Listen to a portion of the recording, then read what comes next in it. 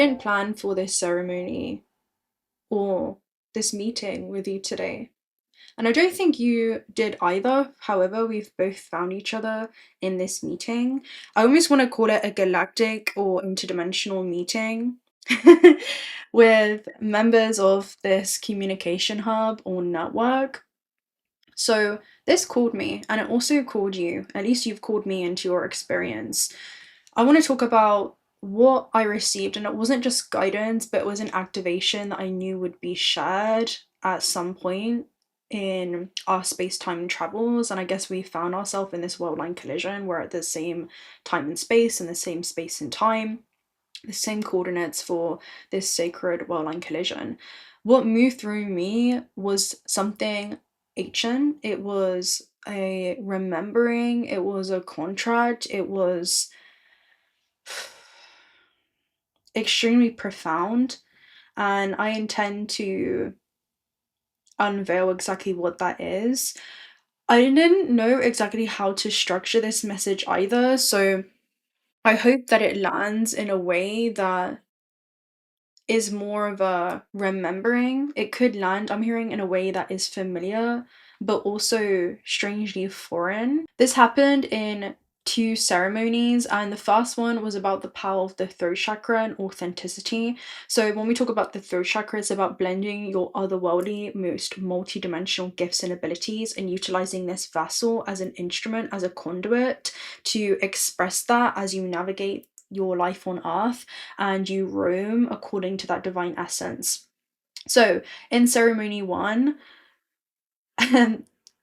we were asked how we felt at the beginning, and I was seated, legs crossed. Everyone said different things. Some people said grateful, some people said happy, others were excited, some were nervous. And when we got to myself, I said, I feel receptive. When we talk about receptivity, we're talking about the feminine. And I'm seeing this for you. There's a reason why you've come into this experience, you've come into alignment with this message, and it's because there's something in which you're receiving here within this space today. I'm hearing this sacred space. And yeah, so not passive, but receptive in a way where a field becomes available to receive a very specific signal or information.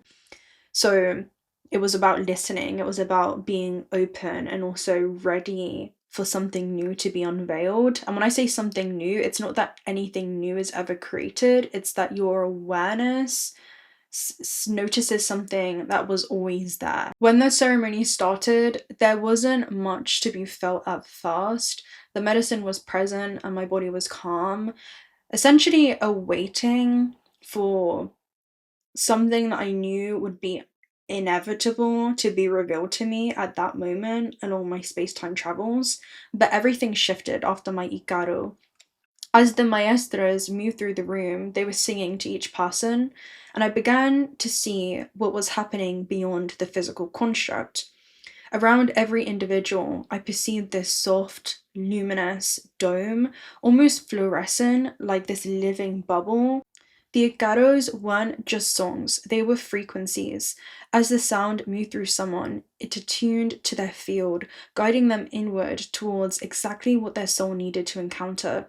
Everyone was on a deep personal journey, yet we were all held within the same space. I felt a strong sense of interconnectedness, as if I could understand what others were experiencing without taking myself in it. Connection without entanglement, and very clear energetic boundaries, while still being immersed within this unified field of creation that was essentially playing and dancing with itself through all of these different subjective lenses. As the ceremony deepened, my awareness turned fully inward.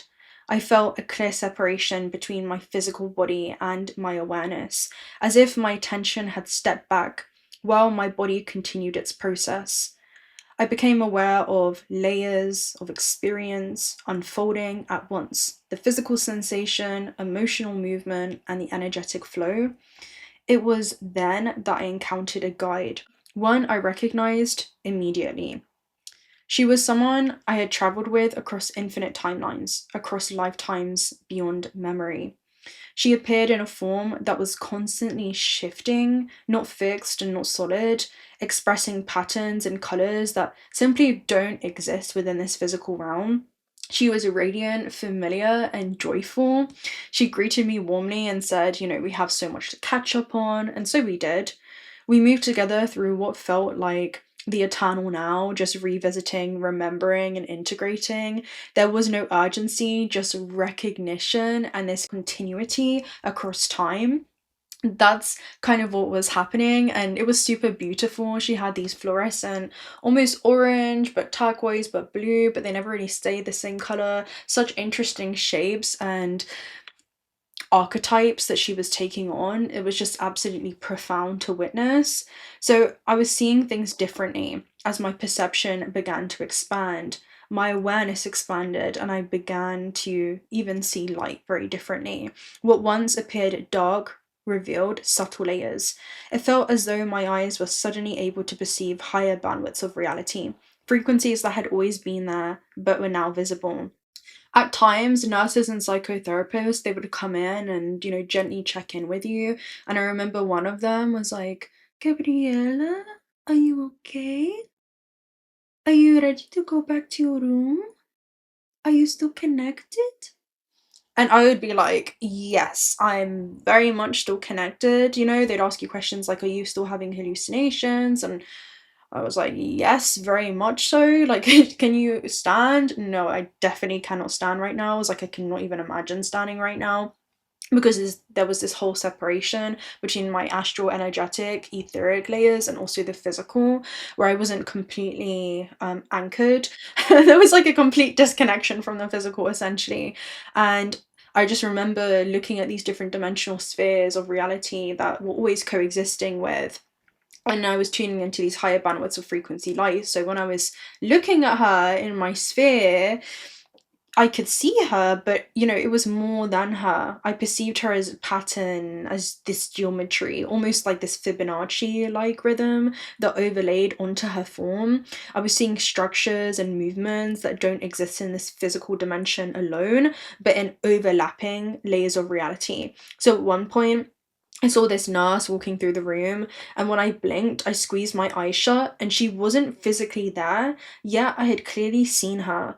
It felt like I was perceiving this parallel timeline stacked alongside this one, different layers of reality, briefly bleeding into each other. I also want to share the scene of the body remembering through this sensation, because at one point the nurses brought me water, and as they did so, I became deeply aware of the relationship between my energy awareness but also my physical body.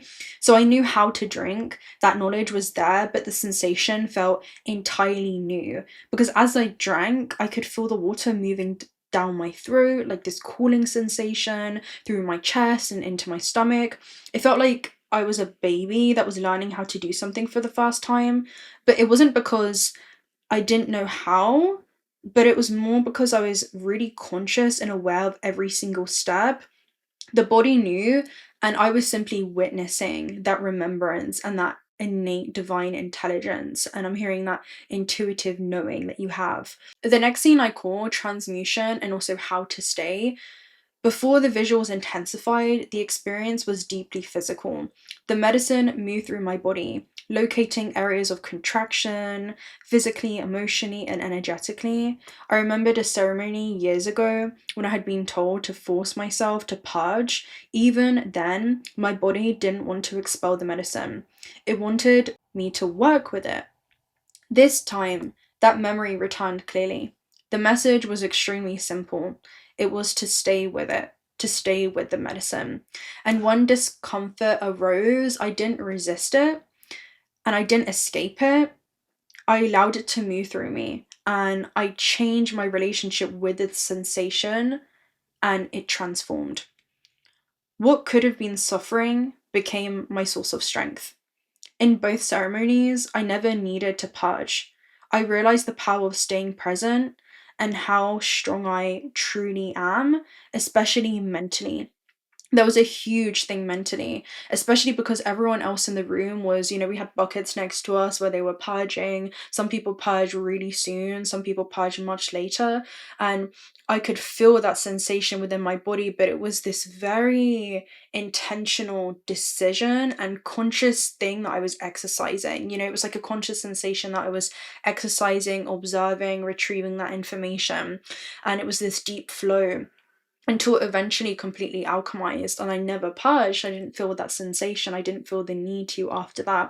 As the ceremony continued, the energy then moved through my chest and into my throat. And as I began to clear my throat, connected to authenticity and expression and truth, the message was gentle, but it was very consistent. And it was to be yourself, to speak freely, and to let joy move through you. They kept saying things like, it's okay to laugh. And so I did. I laughed and I could see the vibration uplifting the ceremonial space of each individual organism of consciousness. And it was so interesting because the next day when we were doing integration work and speaking in groups about what we were experiencing, I spoke about me laughing. Everyone there was like, oh my gosh, that was you. That really helped me through some deep energy that I was moving through. And I realized in that moment just how important it was to be authentic, because that literally ripples through a room without any effort. That authenticity becomes a magnet. It becomes its own type of currency, and it almost magnetizes something. When I think about magnetizing something, I'm seeing something being enhanced for other souls around you. It's like you reflect that reverberates, right? That reverberates. So only after moving through my own internal process did my awareness expand outwardly again. I began tuning into the collective field and sensing what others were experiencing without absorbing it. Connection without that attachment. That's when I noticed this woman beside me with her partner, who I also shared a room with in our dorm. And she became really, really special to me. And she was remembering something very, very fundamental. She kept apologizing, saying she was sorry and she hadn't seen things clearly until now. And her partner held her and reassured her gently. He kept saying, it's okay, I'm here with you. And as I watched them, I sensed multiple timelines converging, different versions of themselves arriving at this exact moment. It felt intentional and destined.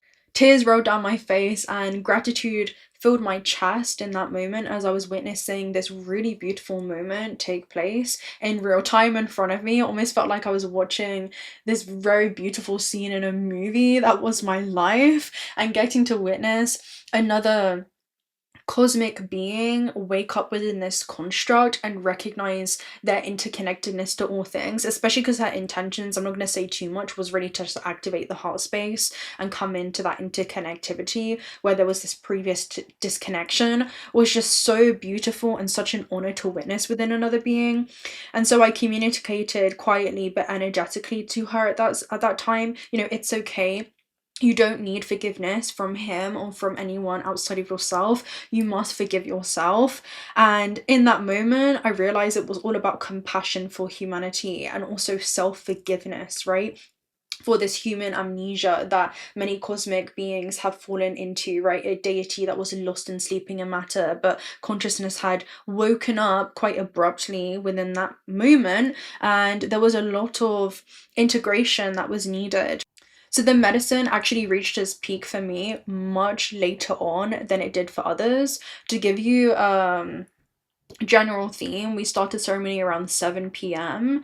and I was journeying and up until like 5 at least in the morning, and I didn't really feel anything up until maybe about 1 or 2 p.m. So it hit me a.m. So it hit me much later, and my body became extremely heavy, and again I could not stand on my own at that point. So the nurses helped me into a medical room, which is just outside the ceremonial room, and I continued integrating safely there. But time became meaningless. I kept asking, what time is it? I laughed and cried and I thanked everyone repeatedly. The nurses said my name softly, they kept saying, Gabriela, Gabriela. They complimented I remember at one point they complimented my Scorpio tattoo as well. and everything just felt so warm and kind. And my roommate was there too, right next to me in the medical room, and she apologized, thinking I had ended up there because of her. And I laughed and I told her, no girl, I need to be here, trust me. So we laughed together, and she helped me to the bathroom as the visuals continued, and it was about 5 or 6 in the morning, and we had breakfast in a couple hours. And I remembered this cat that was moving through the ceremony space. It was occupying the same dimensional field that I was seeing. It was like I was able to see dimensions and fields of this reality the cat was regularly attuned into on a daily basis. So she felt like a guardian that was just quietly protecting the space as we moved between these layers of reality, and a deep clearing had taken place at that time. So in the second ceremony, this was about moving through this construct without losing yourself, and your intention really being your anchor and something that grounds you as you walk along and upon this construct. As I traveled through different dimensional planes, I encountered many beings in different extraterrestrial forms, archetypal manifestations, intelligences that felt ancient and unfamiliar at first glance. There were many invitations, many purposes that were presented to me. It would have been easy to drift or become overwhelmed, but the teacher was clear. Your intention is your anchor.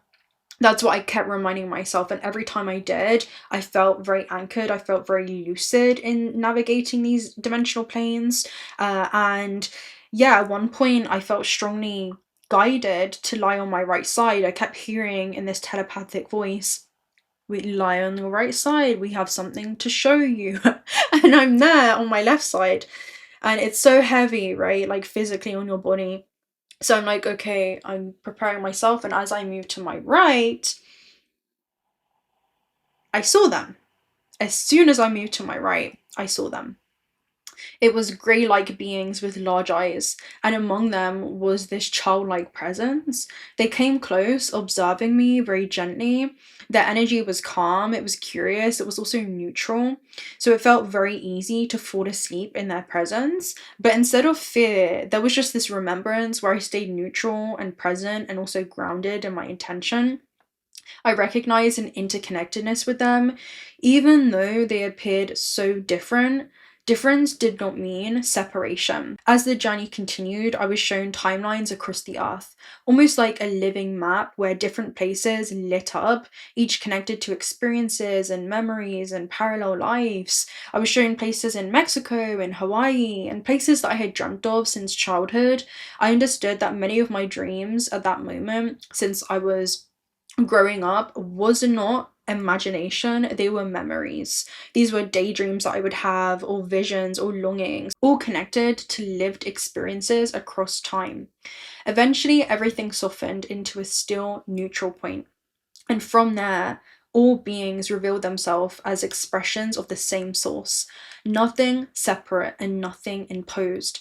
I entered what felt to be like this communication hub, a place where souls were called into that remembrance. I almost saw it as a node within a larger network on Gaia within this cosmic overlay. And there was just this deep appreciation that I had in that moment in space and time for each of us arriving exactly where we needed to be that would support our soul's evolution at that given moment. It was like I was admiring this network of a family, and how at the fundamental core of our atoms, right, of our not even atoms, but I would say even on a cellular level, at the fundamental core of the nucleus, we had this memory that was unfolding before us, that we were almost destined to be there together in that moment and to undergo this experience. So I was also shown this date, which I'm not going to mention. It was a very specific date that I was given that will be upcoming, and they kept showing it to me repeatedly again and again and again until it was embedded in my subconscious mind. And then I was shown destiny and what destiny was. That was one of my big intentions. Again, I was very receptive to whatever it is that I would be shown. I have meditated for years now. I've grown a significant level of gray matter within my brain. As you know, that goes down the spine, right down the vagus nerve, and it keeps you very grounded. It literally allows you to be very, very lucid when you're moving through this construct, and you become very aware and catch yourself every time you fall asleep within this third dimensional dream. So there's this level of sustaining that level of awareness that I have. So I was utilizing this medicine in a very, very intentional way, and more so I was curious than anything around how I would actually handle it and navigate it this time, because I don't know if you guys have seen the jhana. Maybe I'll describe it in another reading. You have different states of consciousness essentially that you climb through, and I remember literally experiencing the top of the jhana that they described to me before ceremony. So I was shown that this world isn't a trap in any way. Instead, it's a construct that we participate in, and it's to experience meaning, where destiny isn't something that is imposed, it's something that is chosen. And it's not because life lacks meaning, but it's so that we can experience that meaning through experiencing the journey of our choices. And when the ceremony ended, I knew that even when I would return back to ordinary reality, I would have this connection that would remain accessible through my inner still sanctuary. I can always access that cosmic knowing within, which wasn't very different from before ceremony, but it was just this deep, profound knowing that I had. And beneath everything that appears chaotic, harmony is always present. It's whether we're focused on that or not. So destiny was not something that was happening to me. It's not something that even happens to you. It's something that you choose, and it's actually something that you remember, something that you intended to experience, something that the soul would feel into as far as infinite timelines goes, and just consciously choose of what kind of destiny that they'd want to experience unfold in one's particular lifeline, essentially. I also saw the Andean Trinity in ceremony, which I found really interesting. It was in this geometric kind of structure. So I was seeing the snake, the puma, the condor, and during the second ceremony, I was moving through these interdimensional fields where I also became aware of other presences in the room, where I saw the puma, the serpent, and again the condor, but they weren't symbols. They were living interdimensional beings occupying those spaces and those dimensional planes, almost beings that reside in those realms.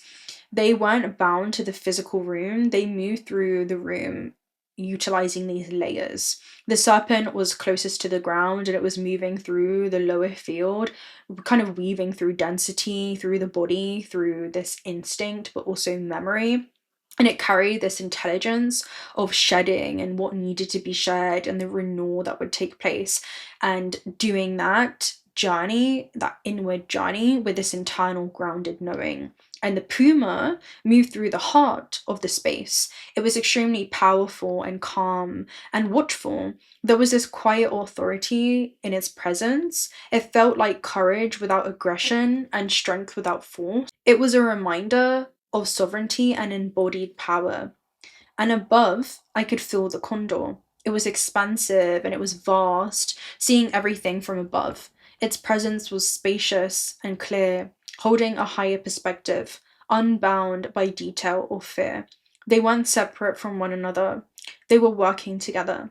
I could feel them moving around the room, through different dimensions at once, supporting the journey that was unfolding, not just mine, but the collective field. There was no fear in their presence, only this recognition. They felt ancient and familiar and protective, but not in this controlling way, but in a way where guardians hold space while remembrance takes place. So together, their presence literally felt like this alignment that was happening of the body, the heart, and also this higher vision that was being accessed, all working together as I continued moving through the ceremony, grounded in intention and being extremely just aware and awake and lucid within that space. So if you've made it to this point within this transmission, within this construct, and we have found ourselves in this communication hub that has been established for souls that are moving through this next phase in their evolution, I'm going to pull a collective message for us all. I'm going to take a look at a gateway of the light activation. I definitely feel this happening as The nodal access points prepare to shift once again as we enter into the summer.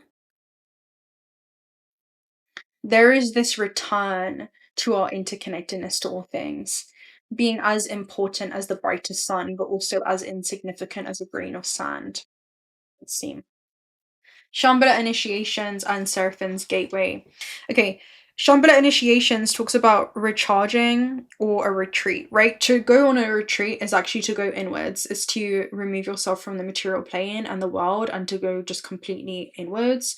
And it also talks about Dharma. So Dharma is about coming into alignment with your soul's intentions before this incarnation, and that leading to a rapid acceleration of events unfolding on your path. And then you have Seraphim's gateway. So I'm seeing this as, again, plasma-like beings that are literally opening up this safe passage for you to enter into new realms and dimensions within yourself that are then going to lead to new energetic projections and timelines and corresponding planes of consciousness.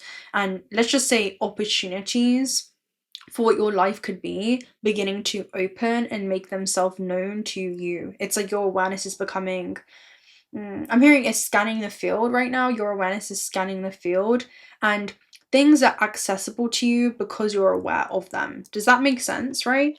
And then you have Galactic Venetian Council at the base, which is about star guides and beings and answering a call, and it's time to shine. And this talks about there's no direct way to work with them. It is a call for action where you'll sense this knowing that there is a specific mission that is anchoring every single step that you take as you move through this construct. Okay, it's you being grounded in your mission, being grounded in why you're here, organizing your life around why you're here and not your fear. Okay, let's go ahead and read this then. Shambhala initiations. Because if you've made it to this point, then this is definitely a message that's going to be in alignment with you. No doubt about that. Shambhala initiations. When things quiet down in your life, know that this isn't a failure but an opportunity to retreat and recharge. In the busyness of the physical world, our spirit is often playing catch up with our body to the point that it gets used to being overactive and overworked. When the great masters of Shambhala come to you, they're encouraging you to take time away from the outer world and dive into your inner world. If you have been moving full speed ahead, this gateway encourages you to slow down and retreat. Take time to gather your energy, even if this is a detox of some kind, right? This could be a digital detox, this could be a detox from the world, kind of switching off the outside noise so that your inner voice can get louder. And it's not that it gets louder, it's that everything else gets quiet. It's like you tune out every other external superfluous distraction as far as opinions go that link to personal history, that confessions in disguise, and you focus on what feels aligned for you and this version of self. Okay, what feels authentic and not like you're doing things out of social obligation or social courtesy.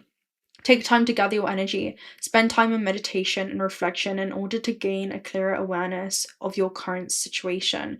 You will uncover many insights and gifts during this period. Realize that there is a master awakening within. And then with Seraphim's Gateway, it essentially talks about you being, and it's so interesting because these two cards are literally right next to each other in the deck. So there's something around things being reshuffled back into the original placement. Seraphim's Gateway. Especially if you feel like there are things within the spherical motion that is time that have taken you off course, it's not, it's just taking you deeper into yourself. All right, so I'm hearing you're recovering information and certain perspectives that you wouldn't have had otherwise. So in going deeper into yourself, you can now meet higher versions of you. And isn't that interesting? So the Seraphim have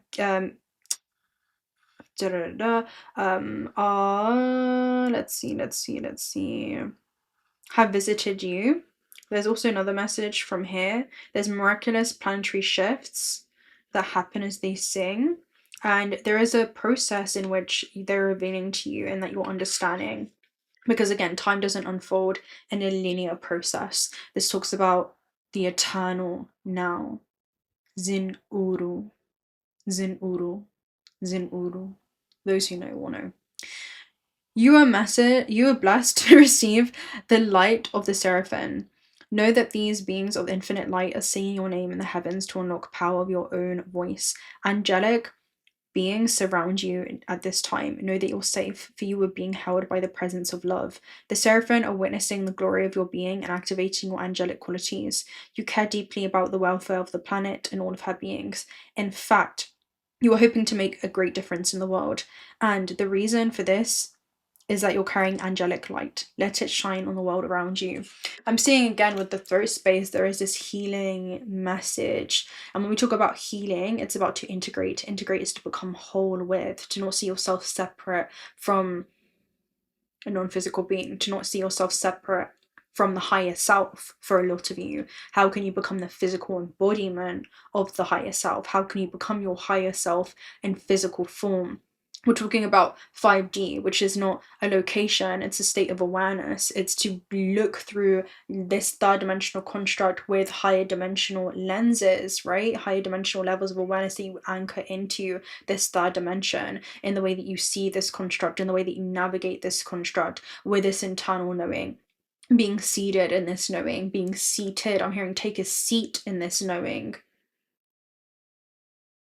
I'm seeing some of you are coming back into your body now. Planted firmly down on the ground. Be grounded in this knowing. Be anchored in this knowing. Let this knowing anchor you deeply on this earth. It's not about escaping this world, seeking for anything outside of yourself. It's about seeing through the illusions of this world clearly. Coming back into that unified field of creation, how you are playing with yourself through infinite countless life forms, children of light, all sourced from the same wisdom, each learning to return to that wisdom once again. But every organism of consciousness is going through their own journey of evolution. There is always harmonic resonance being sustained in this third dimension, even through contrast. There is harmony that can be found in the meeting, I'm hearing. Your source of harmony comes from within. Retrieve that. Fill your body with that. Fill this instrument, this vessel of possibility, with a feeling, with a sensation, with the remembrance of your point of origin. For that's all that exists there. You experience play through contrast in this realm. You only know your light because of this shadow. And I'm hearing the shadow and light are always found in the meeting. Bring them eye to eye. Allow your light to understand the shadow, is what I'm seeing. The shadow can try to attain the light. Sometimes it tries to grasp onto that light. Sometimes it tries to own that light and identify with it. Those are some of the distortions in this realm.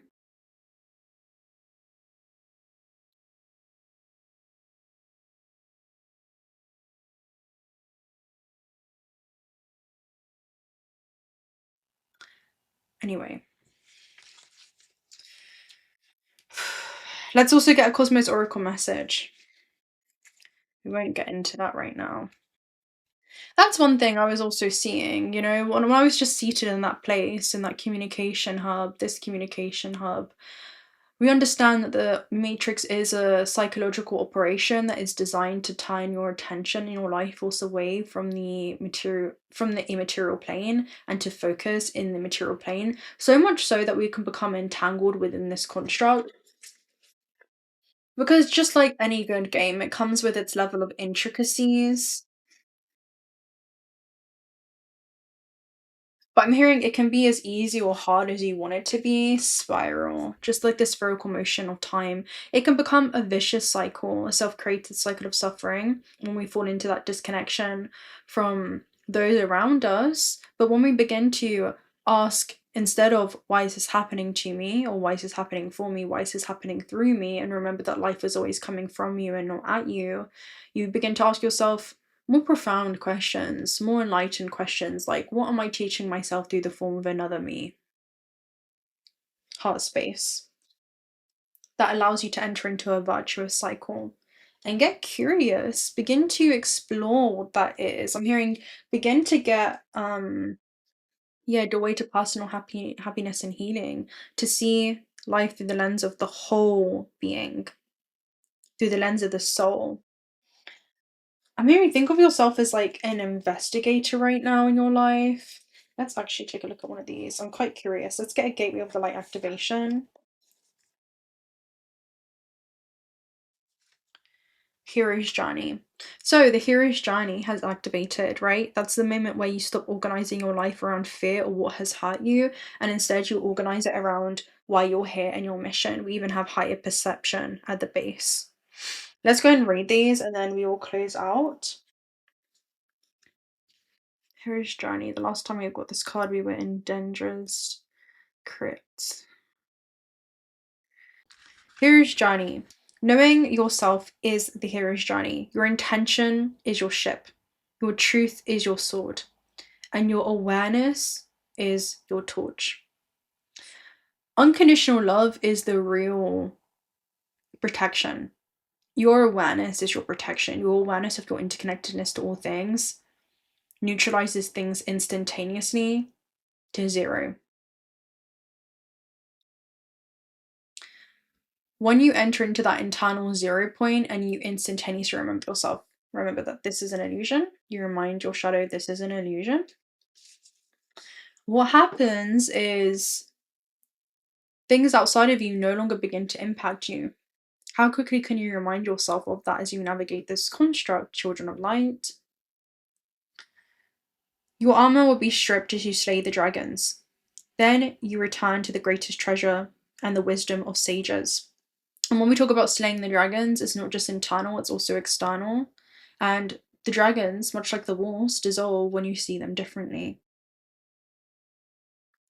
There is no escaping the hero's journey, and refusing the call is futile. Let go of resistance, face your fears, and find your truth. It reminds you of the Source Code movie, and I think it talked about there's no exiting the source, there's no way to exit the source. There's no way to diverge from your mission, is another message that I got from it. Let's talk about higher perception. Because your perception creates your reality, it creates the world that you live in. If you believe in hostility, you'll meet hostility everywhere you go. In our lives, we revisit similar problems over and over. The more we bring our full attention to our lives, the less chance we repeat the same mistakes or fall into the same traps. The higher our perception, the more we can see the cycles coming and respond accordingly. When you're in a forest, you can't see it for the trees. You can't see it for the trees. Time to get some altitude and find your way out of the maze. Rearrange the furniture. Stand on your head. Do something to change your perspective and get out of a rut. The Pegasus is a sacred animal that only heroes ride. So that I'm seeing this as, again, this is something you're on the hero's journey, and you are riding through this construct with, what would you call the Pegasus? Almost this higher dimensional level of awareness that then actually becomes a tool. It becomes a vehicle, right? It's kind of like a natural vehicle, but also a mystical vehicle. So I'm seeing this as you navigate this world, but with an otherworldly knowing, essentially, with levels of awareness that extend and branch far beyond this universe and far beyond this matrix. So how you're navigating it is not with third dimensional linear ways of thinking, limited ways of thinking or seeing this construct, which is all about separation, you versus me versus me, even. Instead it's, okay, me with me. What opportunity is there in what seems to be a challenge? Because every challenge has an equivalency to opportunity. If you decide to dig deep enough, you'll excavate the answer that you already know deep down. So, with that being said, I'm probably going to love and leave you guys right there. I've got low battery, and I hope that you found this useful. I trust that you would if you were guided, especially up into this point. I'm sure there's something that you're going to be able to take away from this. A lot of these things I decide you know, not to share, and then I know there's something beyond me that calls for me to share this. So I trust that it's going to be received on the level that you're ready to meet it. And I'll speak to you very soon. If you're not already subscribed to the channel, welcome. Welcome. And definitely consider subscribing because we'd love to have you around. Personal reading details are also down below. Also check out What is Spirit if you're looking for some high quality AAA graded jewelry or gemstones or different kind of spheres, crystal balls. $1 of the proceeds are donated towards otter sanctuaries. You have 2 discount codes for that in the description box. And until next time, bye.